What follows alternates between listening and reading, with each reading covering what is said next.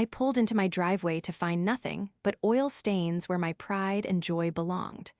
My father laughed when I called, saying my car was now my unlicensed brother's property. He thought family loyalty would silence me, so I called the police instead. This is where the story truly begins, and you won't want to miss what happens. Make sure you're subscribed to see it through to the end. We're always curious. Where in the world are you all watching from today? Let us know in the comments. The silence of the house was usually something I craved. After a 10-hour shift managing the user experience for a high-traffic e-commerce platform, my brain usually felt like it had been run through a blender. I lived for that moment of disconnect, the heavy thud of my front door closing, the click of the lock, and the solitude of my own space. But today, the silence wasn't inside the house. It was outside. It was a screaming, gaping void in the driveway that hit me harder than a physical blow. I had blinked 3 times, standing on the edge of the curb, my keys dangling uselessly in my hand. My brain simply refused to process the visual data. I looked at the neighbor's lawn, then back at my own concrete pad. I looked at the street, thinking maybe, just maybe, I had parked it there in a fugue state this morning. But I hadn't. I was meticulous. I was organized. I was the woman who color-coded her calendar and had a 5-year financial plan taped to the inside of her pantry door. I didn't misplace things, and I certainly didn't misplace a pearl white limited edition SUV that I had made the final payment on exactly 14 days ago. The nausea hit me first, a cold, oily slick in the pit of my stomach. That car wasn't just metal and rubber. It was 5 years of brown bagging lunches. It was 5 years of skipping vacations, of driving a rusted sedan that rattled when it went over 40, of saving every single bonus and overtime check until I could walk into the dealership and sign the papers with a hand that didn't shake. It was my trophy. It was the physical manifestation of the fact that I, Alina, had made it on my own. And now, at 6:45 p.m. on a Tuesday, it was gone. My chest tightened, a panic attack clawing its way up my throat. I dropped my work bag right there on the grass, not caring about the damp earth. I fumble-dialed 911, my thumb hovering over the call button, but then I stopped. A thought, intrusive and strange, flickered in my mind. The spare key. I had an emergency key, a heavy electronic fob that cost $400 to replace. I kept it in a fireproof safe in my home office. But 6 months ago, during a particularly bad blizzard, I had given it to my father. Just in case, I had said, if I'm stuck somewhere or if there's an emergency at the house. I lowered the phone. It couldn't be. The thought felt like a betrayal just to entertain it. My father was difficult, old-fashioned, and stubborn, but he wasn't a thief. He was a man who prided himself on family values and hard work. Still, my hands were trembling so badly I could barely unlock my front door. I rushed inside, the air of the house stale and undisturbed. I went straight to the kitchen counter where I usually tossed my mail. Nothing. No note. No frantic voicemail on the landline I kept just for my parents. I pulled out my cell phone again. My battery was at 12%, blinking red, mirroring the emergency unfolding in my chest. I sat down on the cold tile of the kitchen floor, my back against the dishwasher, and dialed my father's number. It rang and rang and rang. Usually, he picked up on the second ring. He was retired. His phone was practically glued to his hand as he scrolled through news feeds and fishing forums. Finally, on the last ring before voicemail, the line clicked open. Alina, his voice was loud, surrounded by background noise. It sounded like a television, maybe a game show. He sounded relaxed, happy even. Dad, I choked out, my voice cracking. Dad, something terrible has happened. I just got home, my car. It's gone. Someone stole my car from the driveway. I waited for the gasp. I waited for the outrage, for the protective instinct to kick in. I expected him to tell me to lock the doors, to call the police, that he was on his way with a baseball bat. Instead, there was a pause, a long, heavy pause. And then he chuckled. It wasn't a nervous laugh. It wasn't a laugh of disbelief. It was a casual, dismissive chuckle, the kind you give a child who has dropped their ice cream cone. "Oh, calm down, Ellie," he said, the sound of him chewing something audible over the line. "Nobody stole it, it's safe." The air left my lungs. "Safe? What do you mean safe? Where is it?" "It's at Lucas's place," he said, as if he were telling me he'd borrowed a cup of sugar. "I dropped it off about an hour ago." I stared at the grout lines on the floor, the world tilting on its axis. "You took my car to Lucas W.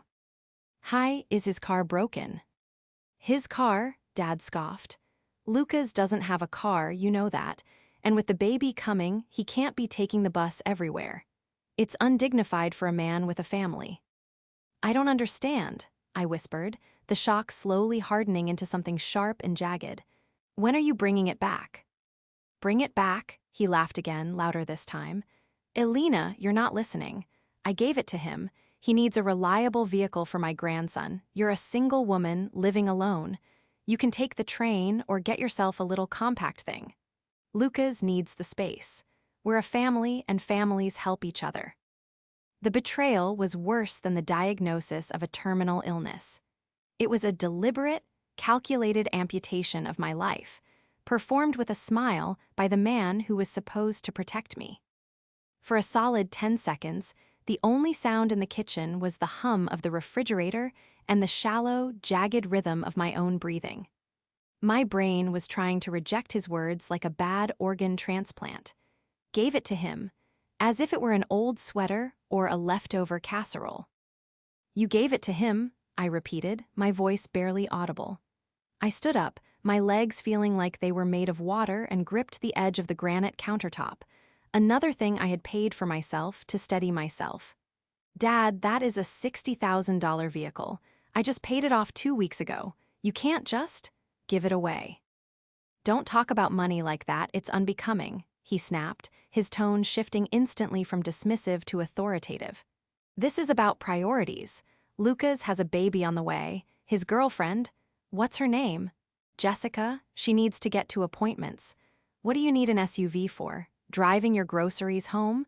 It's selfish, Elena, hoarding a family resource like that." "A family resource?" I shouted, the volume of my voice startling me. "It's not a family resource. It's my property. My name is on the title. My bank account paid the loan. You didn't pay a dime for that car." "I am the patriarch of this family," he roared back, the distortion of the phone speaker crackling in my ear. "And I decide how we support one another. You have a good job. You sit in an office all day clicking a mouse. Lucas is struggling. He's trying to find himself. He needs a break. Giving him this car gives him a leg up. You should be proud to help your brother, not screeching like a banshee." I closed my eyes, pressing my forehead against the cool cabinet door. I could picture him perfectly, sitting in his recliner, feet up, feeling like a benevolent king distributing wealth that wasn't his. He truly believed he was in the right. In his world, I was just an extension of him, and my assets were his to command. "Dad," I said, forcing my voice into a terrifyingly low, calm register. "Does Lucas even have a license? His was suspended 3 years ago for the DUI. "Oh, don't bring up the past," he waved it off verbally. "He's working on getting it back. He's driving carefully. It's fine, the car is safe. It's in his driveway right now. He was so happy, Elena. You should have seen him. He finally felt like a man." "He felt like a man because you gave him my car," I said flatly. "He's your brother," Dad yelled. "You sacrifice for family. That is what women do. Your mother agrees with me completely. She said it was a wonderful gesture." "My mother agrees with whatever keeps you from yelling," I muttered, but he didn't hear me. "Look, I'm done discussing this," he said, the sound of a TV volume increasing in the background. "The car stays with Lucas. You can come over on Sunday for dinner and we'll talk about helping you find a lease on something smaller. Something more appropriate for a single girl. Don't cause a scene, Elena. Don't ruin this for him." The line went dead. I stood there, phone pressed to my ear, listening to the silence. He had hung up. He had stolen my car, confessed to it, insulted me, and then hung up as if he had just settled a minor dispute about what to order for pizza. I lowered the phone and looked at the screen. The call had lasted 4 minutes and 12 seconds. In that time, my entire understanding of my place in this family had been incinerated. I walked into the living room and sank onto the sofa. The shock was beginning to recede, replaced by a cold, vibrating anger. I thought about Lucas. Lucas, who was 31 years old. Lucas, who had borrowed $2,000 from me last year for a business investment that turned out to be online poker debts. Lucas, who was now driving my pristine, leather-interior SUV without a license, probably smoking inside it right now. My father thought the conversation was over. He thought that by invoking the sacred family card, I would fold. He thought I would cry, maybe complain to Mom, and then eventually show up on Sunday driving a rented economy car, accepting my role as the endless provider for the golden child. Hey, T8. Ought he held all the cards because he had the spare key. But as I looked at the black screen of my phone, a notification popped up. It was from the manufacturer's app connected to my car. Vehicle unlocked. Location, 442 Maple Street. I stared at the address, Lucas's rental house. My father had forgotten one crucial thing. He was living in 1980, where possession was 9/10 of the law and the father's word was law. He didn't understand modern ownership. He didn't understand that the title in my safe deposit box didn't have a family clause. And he certainly didn't understand that I wasn't the same little girl who used to give Lucas her allowance to stop him from crying. I wasn't going to argue. I wasn't going to beg. I swiped the notification away and opened my contacts. I didn't scroll to Mom. I didn't scroll to Lucas. I scrolled to the non-emergency line for the city police department. To understand why this betrayal cut so deep, you have to understand the dynamic of the House of Gary. Growing up, there were two distinct sets of rules, one for Lucas and one for me. Lucas was the firstborn, the son, the heir apparent to a throne that didn't exist. He was bright, charming, and utterly allergic to consequences. If Lucas failed a math test, it was because the teacher was incompetent. If Lucas broke a window, it was because the glass was cheap. I, on the other hand, was the utility player. I was expected to be perfect, quiet, and helpful. If I got an A, it was expected. If I got a B, I was lazy. My role was to support the infrastructure that allowed Lucas to shine. This dynamic didn't end in childhood. It metastasized into adulthood. While I worked 2 jobs through college to avoid student loans, Lucas drifted through 3 different universities on my parents' dime, majoring in general studies and minoring in fraternity parties. When I graduated and landed an entry-level job in tech, Dad nodded and asked when I was getting married. When Lucas dropped out to become a DJ promoter, Dad bought him a $3,000 turntable setup because you have to invest in talent.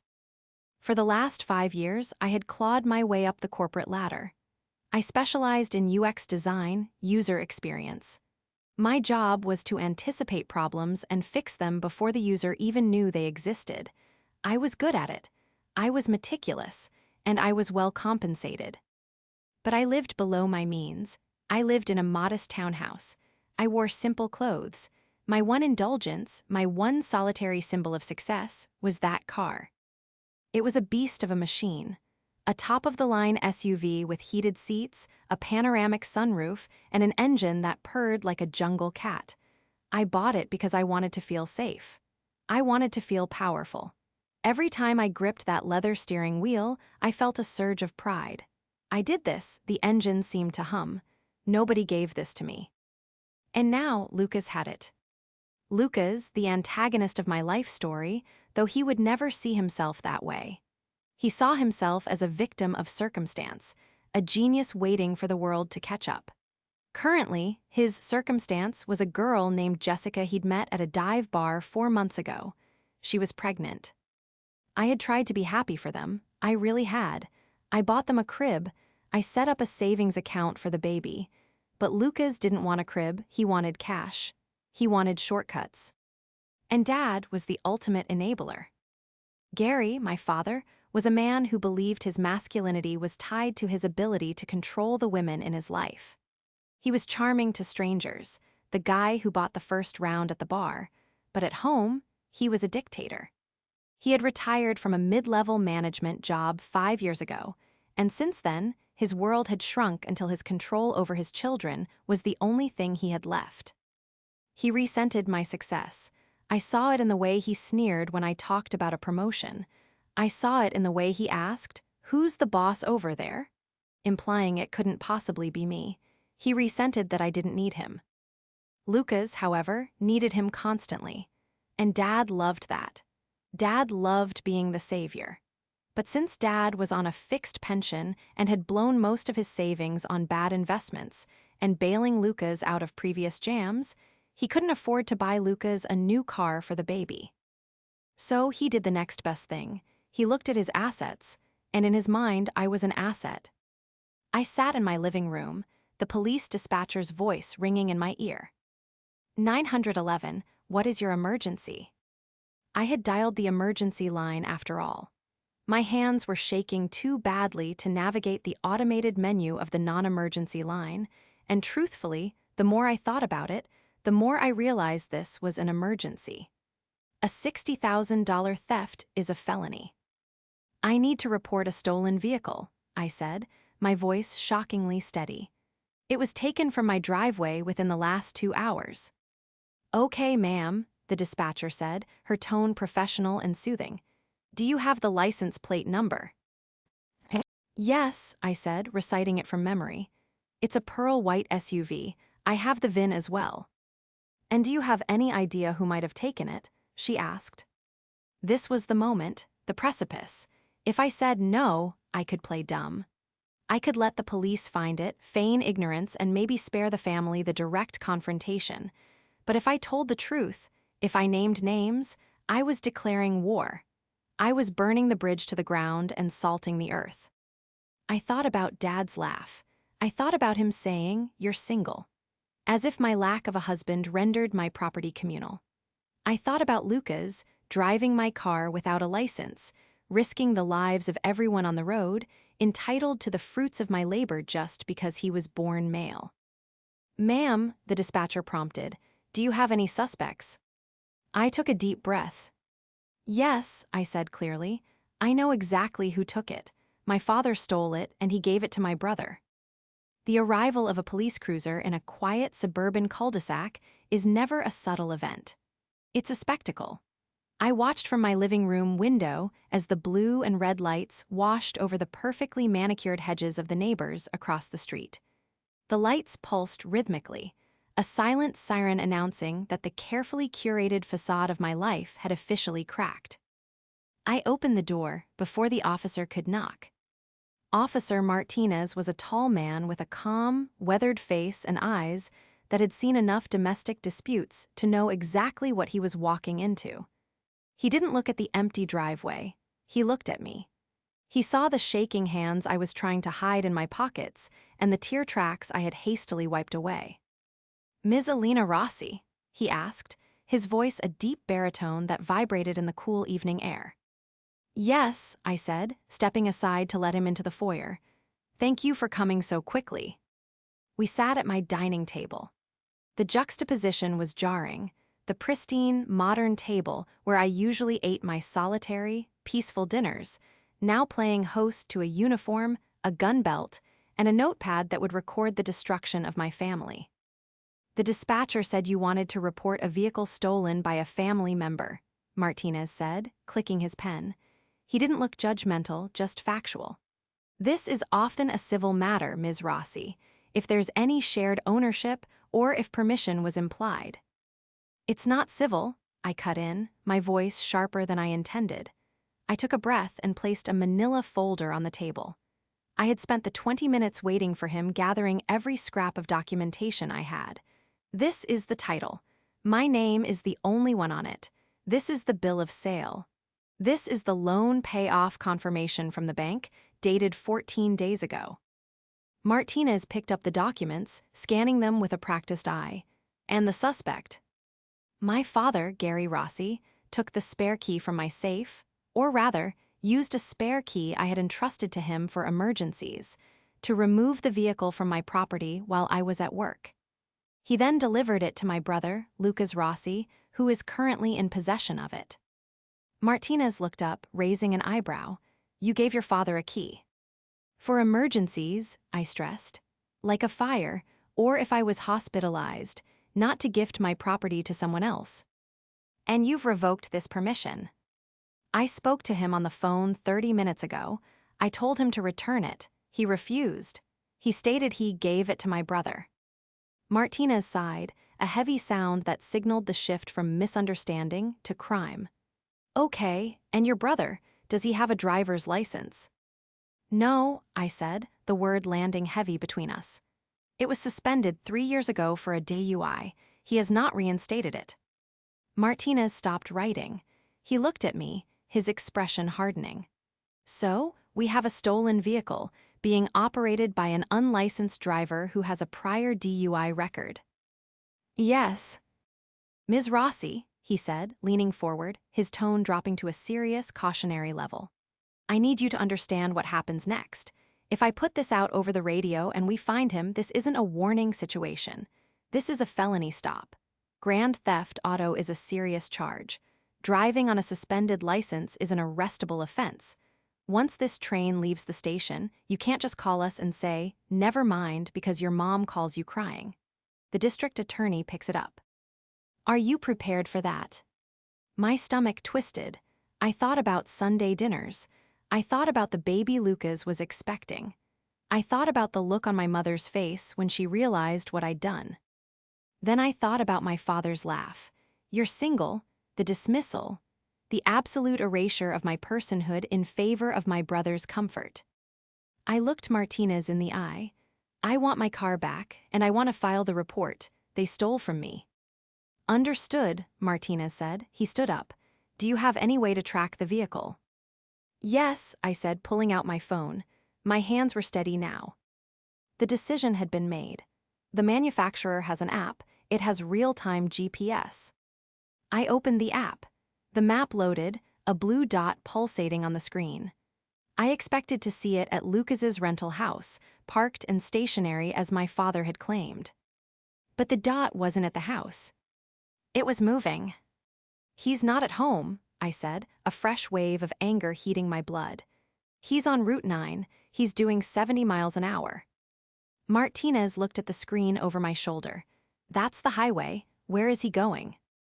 I zoomed out. The trajectory was clear. He wasn't going to the pharmacy for the pregnant girlfriend. He wasn't going to the grocery store. He was heading toward the casino district, 40 minutes south.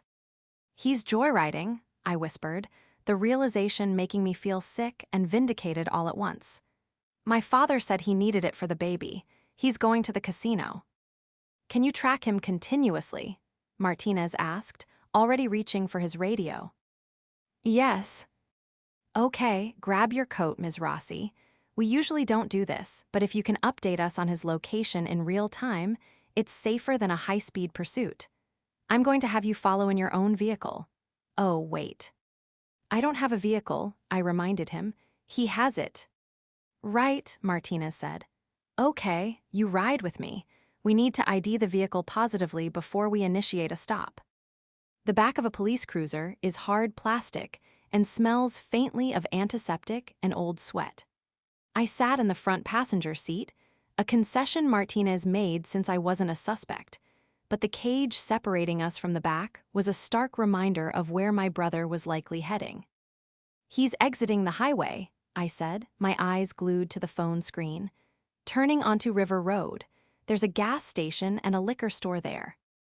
I know the spot, Martinez said. He didn't turn on the sirens. We were running silent, a predator stalking prey through the suburban gloom. He's stopped, I said. He's at the liquor store. Of course he was. The irony was so thick I could taste it. My father had preached about the family needs, about the dignity of a man with a child on the way. And that man was currently using my $60,000 SUV to make a beer run before hitting the slots. Okay, Martinez said, pulling the cruiser into the entrance of the strip mall. Stay in the car, Alina. Do not get out until I tell you. We rounded the corner and there it was, my car. It was parked crookedly across two spaces, the pearl white paint gleaming under the harsh sodium vapor lights of the parking lot. It looked alien in this setting, a diamond in a gutter. And there was Lucas. He was leaning against the driver's side door, laughing. He was wearing a faded hoodie and jeans, a cigarette dangling from his lips, ash falling onto the pristine paint of my door.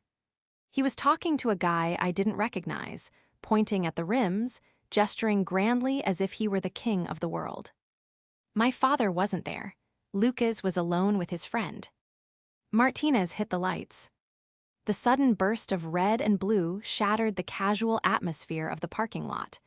Lucas flinched, dropping his cigarette. He squinted at the cruiser, looking more annoyed than afraid. He clearly thought it was a misunderstanding, or maybe he thought he could charm his way out of it like he did with everything else. Martinez stepped out, hand resting near his holster, his voice booming. "Step away from the vehicle. Keep your hands where I can see them." "Whoa, whoa," Lucas raised his hands, a smirk still playing on his lips. "What's the problem, officer? Just grabbing some supplies." "I said step away from the vehicle," Martinez commanded, closing the distance. "Turn around and place your hands on the hood." "This is my car," Lucas protested, though he complied, his body language oozing arrogant defiance. "My dad gave it to me, you can call him." I couldn't stay in the car. I knew Martinez told me to, but the sight of the cigarette ash on my door triggered something primal in me. I opened the door and stepped out into the night air. Lucas turned his head as he heard the second door close. When he saw me, his eyes went wide. "Alina," he sputtered. Then his confusion morphed instantly into rage. "You called the cops. Are you crazy?" "You stole my car, Lucas," I said, my voice trembling not with fear but with adrenaline. "And you don't have a license." "Dad gave it to me," he screamed, struggling as Martinez grabbed his wrist to cuff him. "It's a family car, you selfish *TCH. Dad said it was mine." "You have the right to remain silent," Martinez intoned, snapping the cuffs shut. The metallic click echoed across the parking lot, a sound of finality that Lucas had clearly never expected to hear. "Call Dad," Lucas was yelling now, thrashing as Martinez marched him toward the cruiser. "Alina, tell him to stop. You're arresting your own brother. For a car? For a stupid car." "It's not just a car," I said, stepping closer. Looking him dead in the eye as Martinez pushed him into the back seat, the hard plastic seat I had avoided. "It's my life, and you're not entitled to it." As Martinez shut the door on Lucas's screaming face, my phone rang. It was Dad.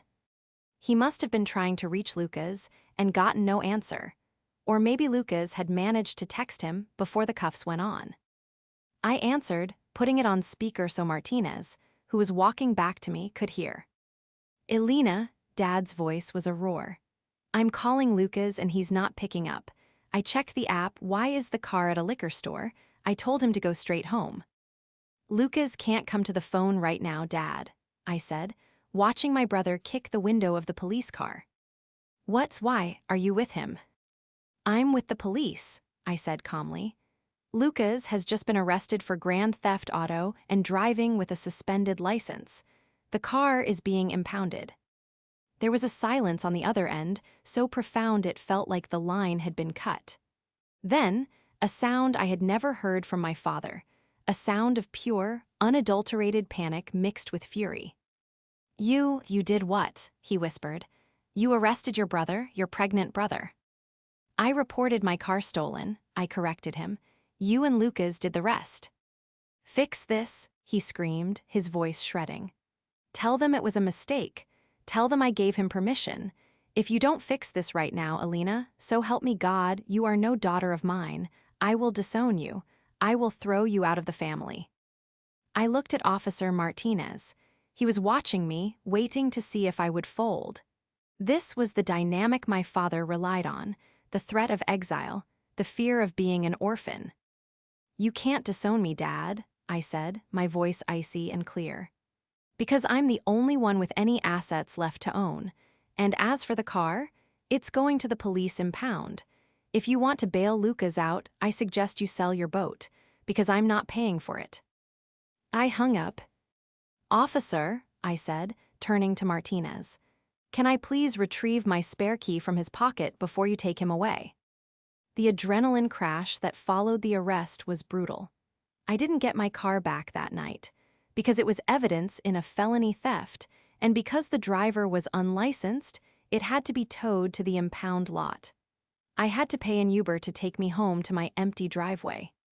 The silence in my house was different now. It wasn't the silence of peace, it was the silence of a fortress under siege. My phone became a weapon I was afraid to touch. It buzzed incessantly. 17 missed calls from Mom, 12 from Dad, texts from numbers I didn't save but recognized as aunts and cousins. How could you do this to your family? He has a baby coming. Your father is in the hospital with chest pains because of you. Selfish. The chest pains were a classic Gary Rossi move. He used his health like a hostage whenever he lost control of a situation. I knew, logically, that it was a manipulation tactic, but the guilt was a physical weight, heavy and suffocating. I needed to fortify my position. I couldn't just rely on the police report. I knew my family. They would lie to the DA. They would claim I gave verbal permission. They would say I was unstable, jealous, vindictive. I sat down at my computer and opened a new browser window. I needed to know the full extent of what I was dealing with. I started with the court records. They were public domain, but I had never looked. I had always taken my parents' word for it that Lucas's legal troubles were minor misunderstandings or bad luck. I typed in Lucas Rossi. The search results populated instantly. It wasn't just one DUI 3 years ago. There was a possession of controlled substance charge from 2 years ago, dismissed, likely because Dad paid for a lawyer I didn't know about. There were 3 speeding tickets in the last 6 months. Wait. 3 speeding tickets in the last 6 months. Lucas had no license. How was he getting tickets? I clicked on the docket details. The vehicle listed on the tickets wasn't my car. It was a 2018 sedan, registered to Brenda Rossi, my mother. My blood ran cold. My mother, who claimed to be a neutral peacekeeper, had been letting him drive her car for months. They all knew. They knew he was driving illegally. They knew he was a danger to everyone on the road, and they had enabled it. But then I saw something that made my heart stop. A civil judgment filed 4 weeks ago. State Farm Insurance versus Lucas Rossi. It was a subrogation claim. Lucas had been in an accident, an at-fault accident. The details were sparse, but the amount was staggering, $12,000. I pieced it together. Lucas had crashed Mom's car. That's why he didn't have a car. That's why Dad was so desperate to get him wheels. Mom's car wasn't broken. It was likely totaled or hidden to avoid insurance fraud investigations if he was driving it while excluded from the policy. They weren't just borrowing my car. They were using my clean record and my insured vehicle to plug the hole Lucas had blown in their lives. If he had crashed my car, my insurance would have skyrocketed, or worse, denied the claim because of his suspended license, leaving me on the hook for tens of thousands of dollars. They were willing to bankrupt me to keep him mobile. I printed every page. My printer rhythmically spat out the evidence of their negligence. Then my phone rang again. It was a number I didn't recognize, a local landline. I picked up, thinking it might be the impound lot. Hello. Elena, it was my mother.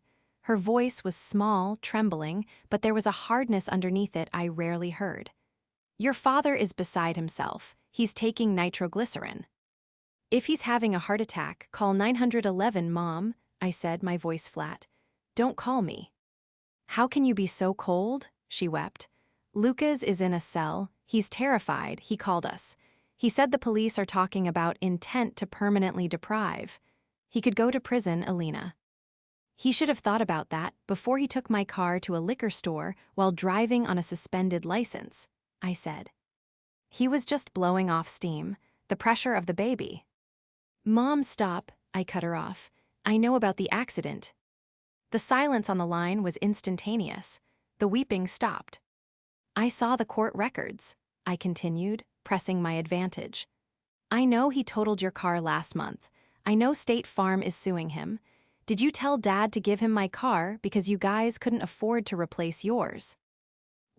She stammered, we were going to pay you back if anything happened. With what money? I asked ruthlessly. Dad's pension? You just told me Dad is sick. You can't afford a $12,000 judgment, let alone a $60,000 SUV. You have so much, she hissed, the mask finally slipping completely. You have that big job, that big house. You have no husband, no children. What do you need all that money for? Your brother is building a legacy. You're just existing. The words hit me like a physical slap. Just existing. To them, my life, my hard work, my career, my independence was nothing more than a waiting room for a husband who might never come. Until then, I was just a resource silo to be raided for the real family members. I'm not just existing, Mom, I said, my voice shaking with a rage so pure it felt like clarity. I'm the only one in this family who is actually living in reality, and reality is about to hit you all very hard.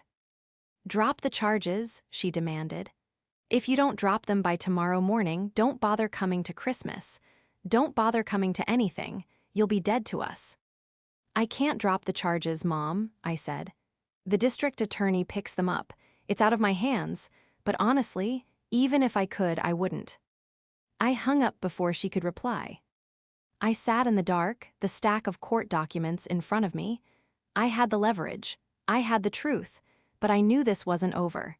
They would try to ambush me. They would try to force me to recant my statement to the police. I needed to do one more thing. I needed to make sure that when the sun rose, there was absolutely nowhere for them to hide. I picked up my phone and dialed Officer Martinez's direct line on the card he gave me. Officer Martinez, he answered. It's Alina, I said. I found something. It's about why my brother needed the car. And it proves my father knew exactly how dangerous it was to give it to him. I have evidence of a prior undisclosed accident and insurance fraud involving my mother's vehicle. Bring it in tomorrow morning, Martinez said, his tone shifting from dutiful to grim. This just went from a joyride to a conspiracy. The summons came the next morning, not from a court clerk, but from my Aunt Linda. Your mother is distraught, she texted.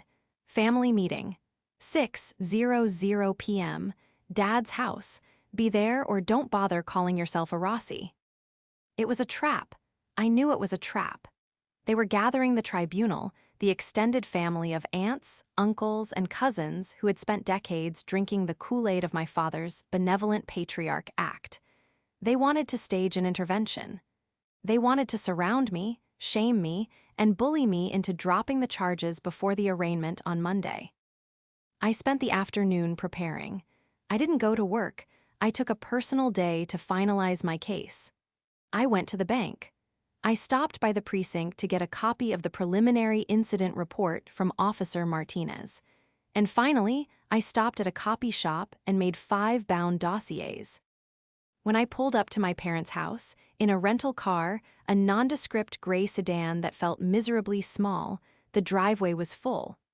Aunt Linda's minivan was there, Uncle Mike's truck, and surprisingly, a beat-up Honda Civic I didn't recognize. I walked to the front door, clutching my bag. I didn't knock. I used my key, the one I should have taken back years ago, and stepped into the lion's den. The living room was crowded. My father sat in his recliner like a deposed king, clutching a handkerchief. My mother was on the sofa, flanked by Aunt Linda and my cousin Sarah, looking as if she were at a wake. Uncle Mike was leaning against the fireplace, arms crossed, looking stern. And in the corner, looking small and terrified, was Jessica, Lucas's pregnant girlfriend. The room went silent when I entered. You have some nerve, Aunt Linda spat, breaking the silence. "Walking in here after you put your brother in a cage." "I didn't put him there," I said, my voice steady, though my heart was hammering against my ribs like a trapped bird. "He drove himself there, in my stolen car." "It was a misunderstanding," Dad shouted, sitting up. His face was blotchy, his eyes wild. "I told you, I authorized it. You are humiliating this family over a piece of metal." "Sit down, Dad," I said, walking to the center of the room. I didn't sit. I wanted the height advantage. "We're going to have a talk, a real one, no more secrets, no more golden child mythology." "We are here to talk about you dropping the charges," Uncle Mike rumbled. "You're going to call the DA, you're going to say you forgot you lent him the car, and you're going to bail him out." "No," I said, "I'm not." "Then get out," Mom screamed, leaping up. "Get out of my house. You are selfish. You are jealous because Lucas is building a family and you have nothing." "I have the truth," I said, unzipping my bag, "and I think Jessica needs to hear it." Jessica looked up, her eyes wide and red-rimmed. "Me." "Don't listen to her, honey," Mom said quickly, moving to block Jessica's view. "Elena is unstable. She's having a breakdown." "I'm not the one being sued for $12,000, Mom," I said loudly, dropping the first dossier onto the coffee table with a heavy thud. The room froze. "What is that?" Uncle Mike asked, stepping forward. "That," I said, pointing to the documents, "is the lawsuit filed by State Farm Insurance against Lucas Rossi for the accident he caused 4 weeks ago, the accident that totaled Mom's car." I looked at Jessica. "Did they tell you why Lucas doesn't have a car, Jessica? Did they tell you it was because he smashed the last one while driving on a suspended license? Or did they tell you it was in the shop?" Jessica stood up slowly, pushing past my mother. He said the transmission blew." "He lied," I said. I pulled out the second document. "And here is his driving record. 3 speeding tickets in the last 6 months, all in Mom's car, while you were in the passenger seat probably." My father stood up, his face purple. "That is private family business. You have no right." "You made it my business when you stole my car to cover up your financial mess," I yelled back, finally matching his volume. "You want to talk about family? Let's talk about family. You want me to support Lucas? You want me to be the safety net? Well, look at the net, Dad. It's full of holes."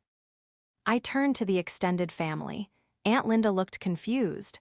Uncle Mike was frowning, picking up the papers. "They are broke," I announced, dropping the bombshell I had discovered that morning. "Dad cashed out his IRA 6 months ago, not to invest, to pay Lucas's gambling debts." "Liar," Dad shrieked, but his voice cracked. "Here are the bank statements," I said, tossing another stack on the table. "You left them in the study, Dad. I made copies. You have less than $5,000 to your name. You can't afford to help Lucas.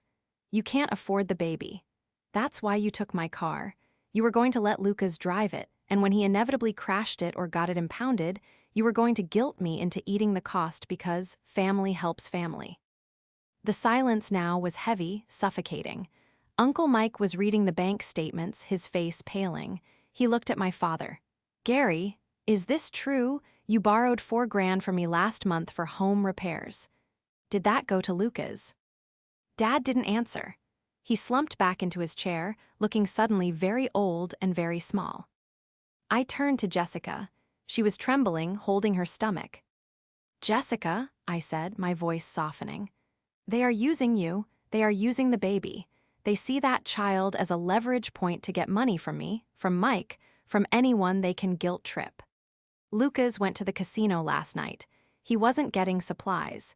He was taking my car to the casino with money he probably stole from your purse." Jessica let out a choked sob. He took my rent money. He said he needed it for the lawyer to fix his license." "There is no lawyer," I said gently, "and there is no license." "That's enough," Mom shrieked, lunging at me. Uncle Mike caught her by the arm, holding her back. "It is enough, Brenda," Uncle Mike said, his voice low and dangerous. "It's enough." Jessica looked at my parents. She looked at the dossier on the table, then she looked at me. "Is he really in jail?" she whispered. Yes, I said. For grand theft auto, and I'm not bailing him out. If I do, he learns nothing. If I do, he keeps driving. And next time, he might kill someone, maybe even you or the baby. Jessica took a deep breath. She wiped her face. The fear in her eyes was replaced by a cold realization. The spell was broken. I need a ride, she said to the room. I need to go to my sister S in Ohio. You can't leave, Mom wailed. You're carrying my grandson. I'm carrying my child, Jessica snapped, her voice surprisingly strong. And I'm not raising him around liars and thieves. She looked at me. Can you take me to the bus station? I'll do better, I said, picking up my bag. I'll drive you to Ohio, but we leave right now. I turned to my father one last time. He wouldn't look at me. He was staring at the floor, the illusion of his power shattered by the weight of paper and truth. I'm filing a restraining order tomorrow, I said to him. Against you, Mom, and Lucas. Do not come to my house. Do not call me. If you do, I will have you arrested for harassment. You wanted my assets? You just lost your biggest one. I walked out the door, Jessica following close behind me. As we stepped into the cool evening air, I heard the explosion of arguments erupting inside the house. Uncle Mike shouting about his money, Aunt Linda demanding answers. It sounded like music. The drive to Ohio was long, quiet, and necessary. We didn't talk much for the first hour. Jessica cried silently in the passenger seat of the rental car, mourning the life she thought she was building. I let her cry. I knew that grief. I was mourning too, not for a boyfriend, but for the parents I wished I had, rather than the ones I was stuck with.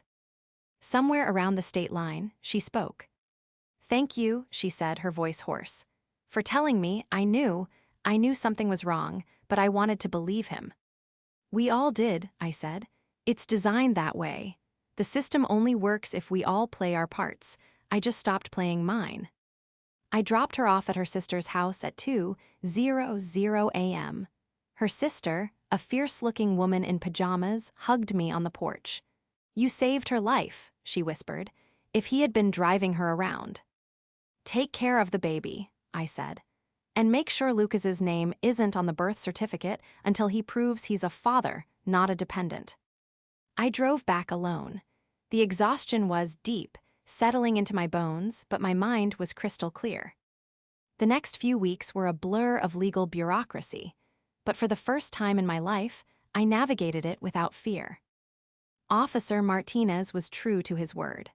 The evidence of the insurance fraud, hiding the totaled vehicle while claiming it was a mechanical failure, and potentially collecting a payout they hadn't used to replace the car, triggered an investigation. My parents were facing potential charges of their own, or at the very least, a financial clawback that would leave them destitute. Lucas didn't get bail. With the prior DUI, the suspended license, and the sheer value of the stolen vehicle, the judge set the bond at $50,000. My parents couldn't pay it. I certainly didn't. He sat in county jail for 3 months awaiting trial. Eventually, he took a plea deal, 2 years of probation, mandatory rehab, and restitution. But the restitution was a joke. He had no money. The real justice came from the silence. I followed through on the restraining order. The judge granted it easily after hearing the threats my father had made on the voicemail I saved. The legal piece of paper was a thin shield, but it was symbolic. It was the line in the sand. I got my car back 10 days after the incident. I went to the impound lot to retrieve it. It was dusty, and the interior smelled faintly of stale beer and Lucas's cheap cigarettes. I sat in the driver's seat, gripping the wheel. I thought I would feel dirty. I thought I would want to sell it to purge the memory. But as I started the engine and felt that familiar, powerful purr, I realized something. This car wasn't tainted. It was a survivor like me. I took it to a professional detailer. I had them scrub every inch of it. I had them shampoo the carpets and condition the leather until it smelled like new money and freedom. When I drove it home, I parked it in the driveway. I stood there for a long time looking at it. My phone didn't ring. My parents were too busy fighting with each other, with the bank, and with the insurance investigators to harass me. Uncle Mike had cut them off. The extended family, finally seeing the financial parasitism for what it was, had retreated. I was alone. But for the first time in 29 years, alone didn't feel like a punishment. It didn't feel like I was the leftover piece of the family puzzle. I walked into my quiet, clean house. I opened a bottle of wine, one I had been saving for a special occasion. I poured a glass and sat on my patio, looking out at the silhouette of my car against the streetlights. I had lost a brother. I had lost my parents. I had lost the illusion of a safety net. But I had kept my dignity. I had protected my future. And most importantly, I had finally learned the most expensive lesson of my life. You cannot set yourself on fire to keep others warm, especially when they are the ones holding the matches. I took a sip of wine. It tasted like victory,